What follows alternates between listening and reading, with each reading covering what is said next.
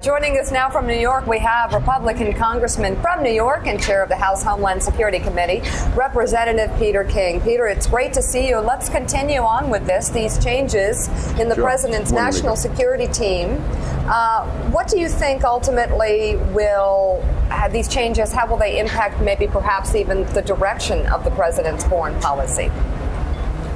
Well, first of all, from a personal point of view, I have a great regard for Leon Panetta and also for General Petraeus. I think they are two outstanding government officials, dedicated, patriotic people. I can tell you, being on the Intelligence Committee as well as the Homeland Security Committee, Leon Panetta inspires tremendous confidence, not just among Democrats, probably even more so among Republicans. And he did come in at a very rough time because you had Eric Holder was beginning the investigations of the CIA interrogators. You had Nancy Pelosi claiming she wasn't properly briefed by the CIA as far as the interrogation tactics, and Leon Panetta really held that together. As far as General Petraeus, I think he did an outstanding job in Iraq. I have a great regard for his ability. I know him somewhat on a personal level, and I think he's just a tremendously patriotic person. As far as the policies, I'm not certain. I assume that Leon Panetta will follow in what Bob Gates was doing at the Defense Department.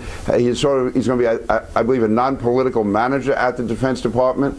As what's going to happen as far as the precise cuts, I really can't tell. I think he will probably continue at least for the first 6 months or a year along the same path as Robert Gates, and any other changes he wants to make, we'll have to see. But he'll provide a very steady hand, and he'll be a very good representative for the administration on Capitol Hill, and I believe he'll work very well with Republicans. Hey, Peter, let me ask you about some news that broke in Great Britain a few days ago. It was across, I believe, the top of The Guardian, saying that London is ground zero for Al-Qaeda recruits, for recruiting extremists. What can you tell us about that as the head of the Homeland Security Committee, and have you guys been working with the British government on that front? Yeah, well, London has become a real source of dangerous operations. Finsbury Park, the mosque in that area, parts of London are known as London Stand. We saw it as far back as 2006 with the explosives plot, the liquid explosives plot out of London.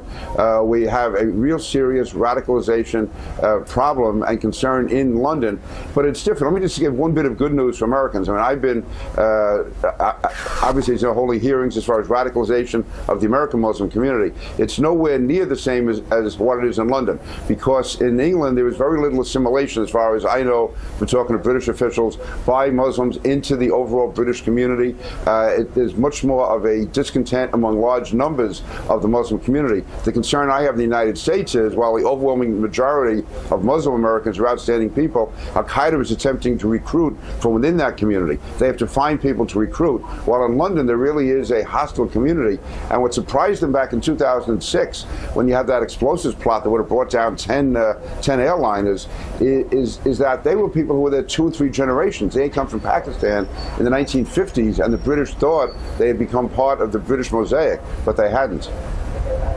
Yep. Hey, Katty Kay and Roger Bennett, why is that? We've talked about it before. Why is it that Muslims seem, at least to this point, to have become much more radicalized in Great Britain than, say, the United States? I think it's really interesting what the congressman points out, and that's what we saw in the 2006 plot, was that these were people whose parents or even grandparents had come to Britain and who themselves, the grandparents and parents, had made an effort to assimilate into British culture. They'd worked hard, they'd set up communities, they'd set up businesses, and their focus had been on economic progress. And then you get this younger generation, which seems to have become much more politically radicalized and much more extremist. And so far, you haven't had that in the United States. American Muslims see themselves as Americans before they see themselves as Muslims. And that is a real difference with British Muslims. Roger, why the difference? Well, we don't have a notion of an English mosaic. We don't have a notion of the English dream. These individuals were moved to ghetto satellite towns like Luton, where the Swedish bomber came from, where the industrial base moved, they became unemployed, they became radicalized. The universities took money from Syria. St Andrews University, front page of The Guardian today, where William and Kate were educated, took money from Syria for their faculty to teach the Middle Eastern policy. And the combination of unfettered university teaching, these hotbeds, Luton, Bolton, Blackburn, where they literally are ghettos, and also Guantanamo, individuals coming from there and allowed to have asylum in England. It's really created a deeply explosive societal problem. So tell me, Congressman, how do we in America continue to encourage Muslims that immigrate to our country to be Americans first? It seems like thus far we've done a pretty good job of it. But you look at the Ground Zero protests earlier this year, you look at some of the anti-immigration rantings from some people, it seems like that's a challenge. Well, Joe, also there's responsibility on the Muslim American community, and I've been critical. I've said that not enough of their leaders have come forward and stepped forward. The average Muslim is a hardworking American, but there's been too many people in the Muslim community in the leadership. For instance, CAIR, the Council on American Islamic Relations, they were unindicted co-conspirators in a major terrorist funding case, and yet they are probably the main spokesman for the Muslim community in the country today.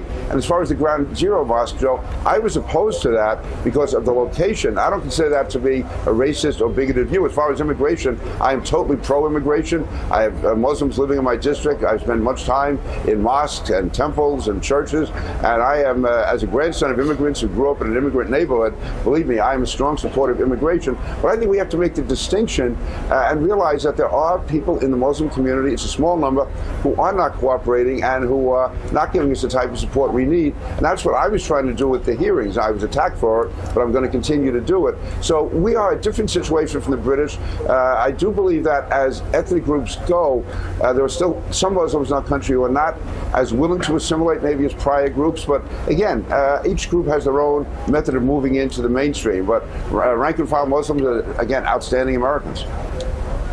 Congressman King, it's Willie Geist on another topic.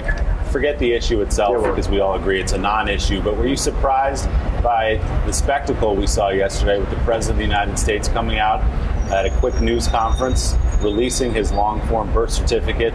I guess just politically, were you surprised that he did that?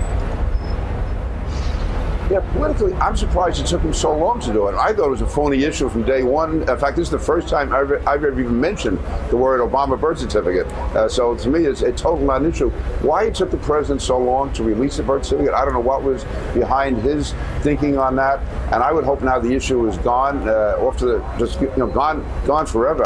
But yeah, it was surprising that Donald Trump is flying around the country, and yet the president of the United States responding to him on the way to do the Oprah show. It was really almost surreal to watch the whole thing. Surreal. The way you put it right there, Peter, it is surreal. He releases it on his way to doing Oprah. My wife, Oprah. All right, thank you very much, Congressman Peter King. Joe, we miss you here, Joe, Peter. are you making fun of my New York accent, Joe? Yes, he is. No, absolutely because he's developed a British one now that he's here. And by the way, I can say for a fact, I know Peter King very well, and the only religion that Peter discriminates against, Southern Baptists. He said some very hateful things about me when I first went into Congress. Said that people like Scarborough come out of tent revivals barefoot. Yes, he still hasn't gotten over it. Those were the days, Peter. Thank you, Congressman You've come a long way, King. Joe. Good to see you. Bye now. Thank you. Bye.